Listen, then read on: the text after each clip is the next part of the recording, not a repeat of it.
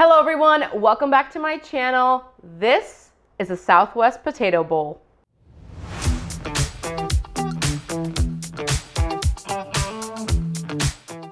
You guys know how I absolutely love these protein bowls or just fun bowls. They're great for a meal prep and they're really easy to make and super versatile. So let's jump right into this recipe. The first thing we're going to do is we're going to prepare our potatoes. So I'm going to be using Yukon Gold potatoes. You could also use russet if you want. You could also use the baby potatoes, but I think the Yukon Gold is the best one for any kind of potato bowl that you're going to make.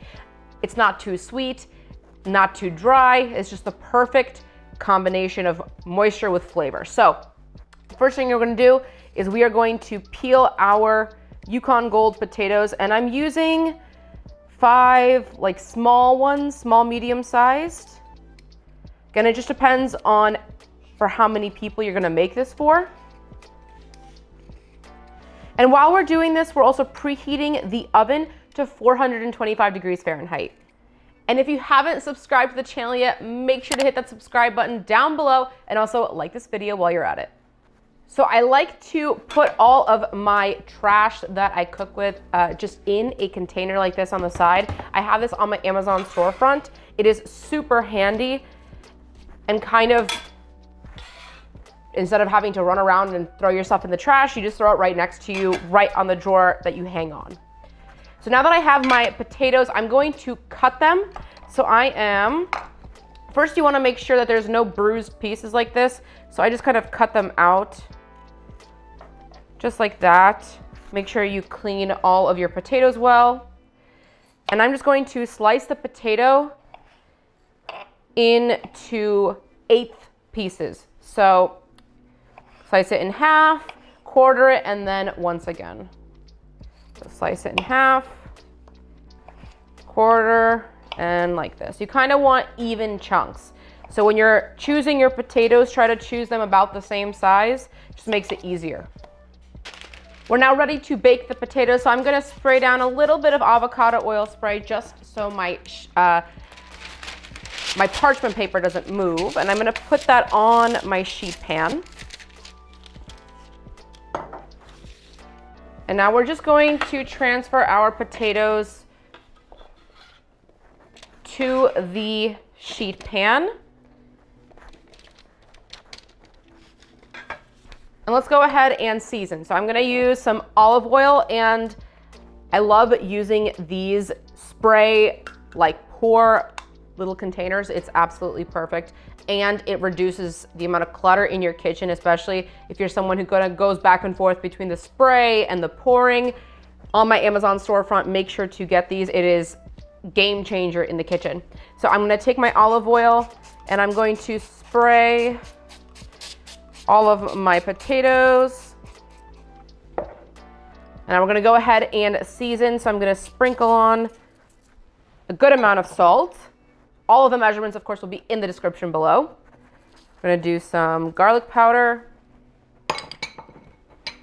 some smoked paprika. And these are Southwest, so they're going to be a little bit spicy, not too much. So my paprika itself is spicy. Now I have some Italian seasoning as well. This one has red pepper flakes in it. You can use the one without red pepper flakes.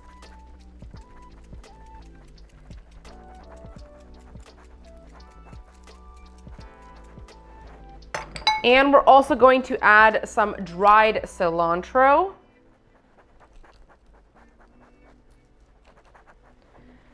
I'm going to go ahead and just take my hand and I'm going to make sure that everything, all that seasoning is well rubbed in and coated on all of our potatoes.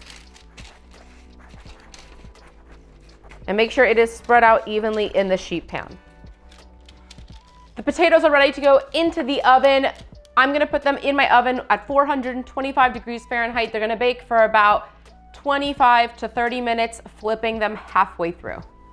First thing I'm going to do is cut up my onion. So I have a Vidalia onion, or a sweet yellow onion, and I'm just going to slice it towards the butt end of the onion. You could also use a red one if you want. We're going to use the onion as a topping, so it's going to remain raw. It just depends what your preference is of onion. I'm not really a huge fan of red onion sometimes, and I'm just not feeling it today. And the yellow onion is what I have available, so either one will work for the topping. And I'm just gonna put this onion on a plate so it's ready to go and I don't have to prep it later on when the dish is already finished. The next thing I'm going to prep is my scallion or green onion, and I'm just going to slice this as well. This will also be for my topping. And if you're enjoying this video so far, make sure to hit that share button and share this with someone else that would love to see this recipe. Now, the last thing I'm going to prep is some tomato, and I literally just need a little bit. So I'm gonna take some tomato and we're just gonna slice it. Again, this is just topping preference, so cut as much or as little as you want.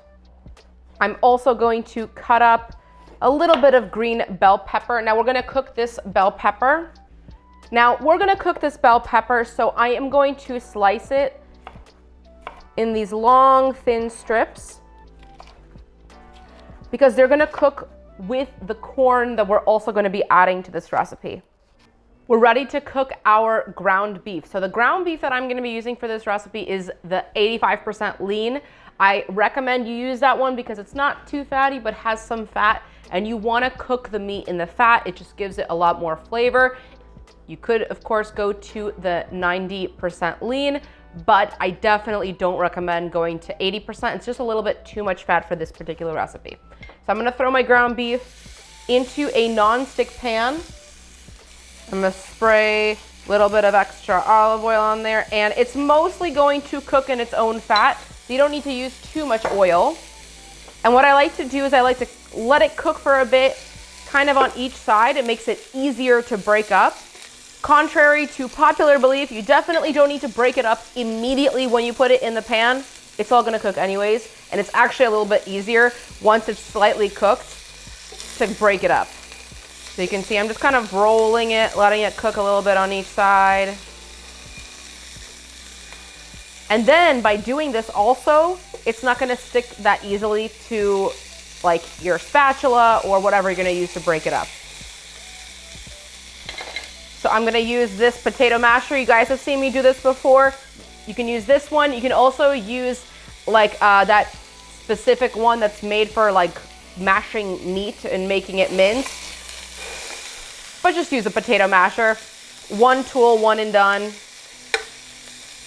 I've said this again before on my channel. I like multi-use tools.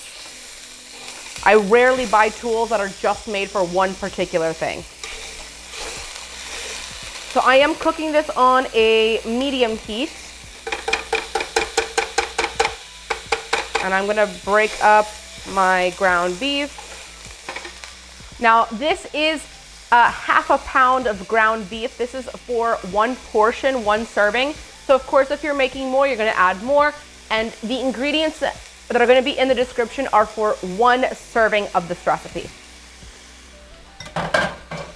So I'm gonna go ahead and season the ground beef now. We're gonna add some salt, paprika, essentially the same seasonings that we used for the potatoes. We wanna make sure that everything is super flavorful in this recipe. That's the Italian seasoning. Only thing I'm not going to add is the dried cilantro. Make sure that the seasoning is well incorporated in our ground beef.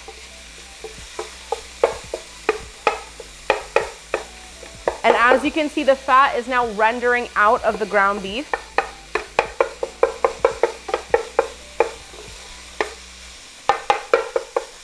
So now that it is cooked, but it's not where we want it yet. We want to get it a little bit crispier. I am going to move it over to the side because I'm going to now add my green bell peppers. And we're also going to add some corn. Now, I don't eat corn a lot, but if you just buy a frozen bag, so I literally buy a frozen bag of organic corn kernels. And of course, when I'm ready to use them, I use them. And so they're fully cooked. but I don't have to commit to an entire, you know, corn on the cob or feel like I have to cook it because it's already basically cooked. I'm just now finishing it up in my pan here. So I let it sit out for about 15-20 minutes, and it really just takes that amount of time for it to defrost. You don't need to put it in the microwave or anything like that. So I'm letting all that heat up. I am going to add some avocado oil. Again, this is why I love these things, because I can just open it and close it when I'm ready to pour versus spray. And I'm not sponsored by this product in any way. I just absolutely love it. So again, check out the Amazon storefront. Get one for yourself if you don't already have one. So I'm just pouring my avocado oil on just a little bit to make sure that it is fully coating my vegetables. But they're also cooking in that fat that's been rendered from the ground beef. So I'm gonna add a little bit of seasoning, just the paprika. So I've already added a good amount of salt to my beef and to the potatoes that we're cooking. So I'm gonna add the paprika. And again, this paprika is a little bit spicy. It's smoked, but it is also a spicier paprika. If you're not using a spicy paprika, you can also add some cayenne, which is a spicy pepper, or chili powder, something like that to get it a little bit spicier. And then this is our Italian seasoning.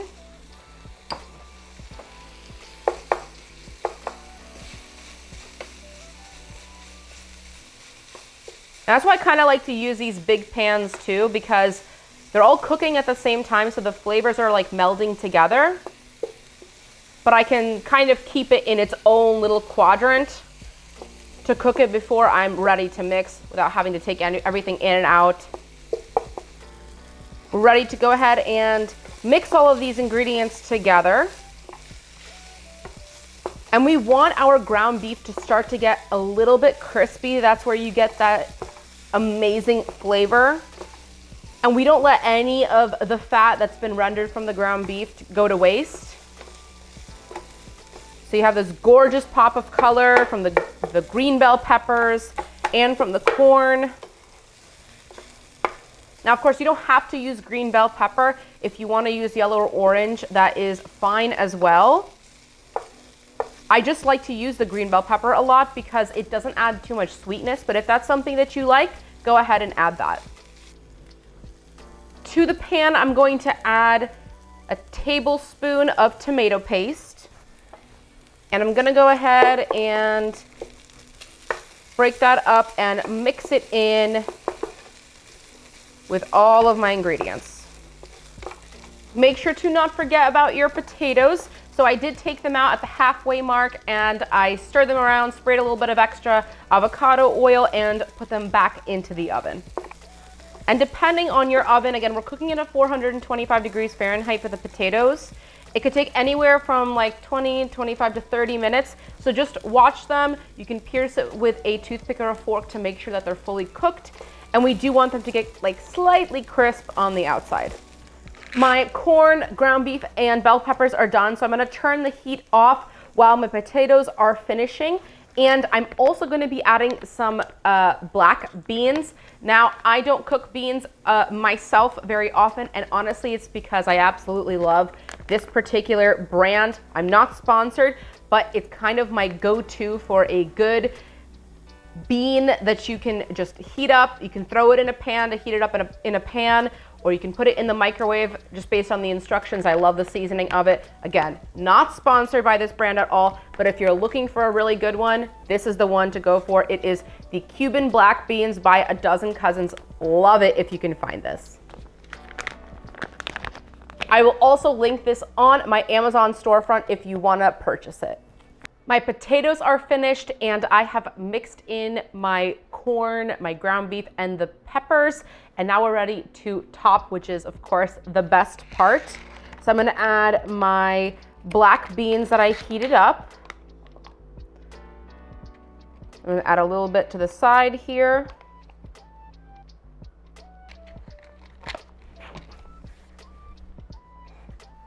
I'm gonna add some of my onion, some of my tomatoes,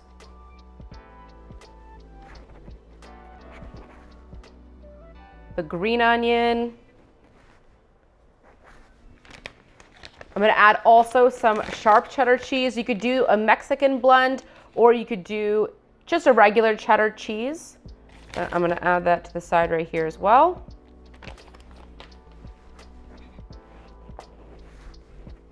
And our final ingredient, some sour cream. So I'm gonna add a dollop of sour cream. And the final step, add your favorite hot sauce of choice, or just a hot sauce that you have at home. I'm gonna be doing a green sriracha hot sauce here. And I'm just gonna do a little drizzle right on top. And there you have it, easy meal prep, a delicious Southwest potato bowl. I absolutely love making these, and I love that the toppings are totally versatile. You could do whatever you have at home, but these are just the best toppings for this bowl. Now we have to do a little taste test. So I'm gonna get some of my potato and my ground beef. I have the perfect bite, have a little bit of everything on here. I can't wait to dig in. Cheers.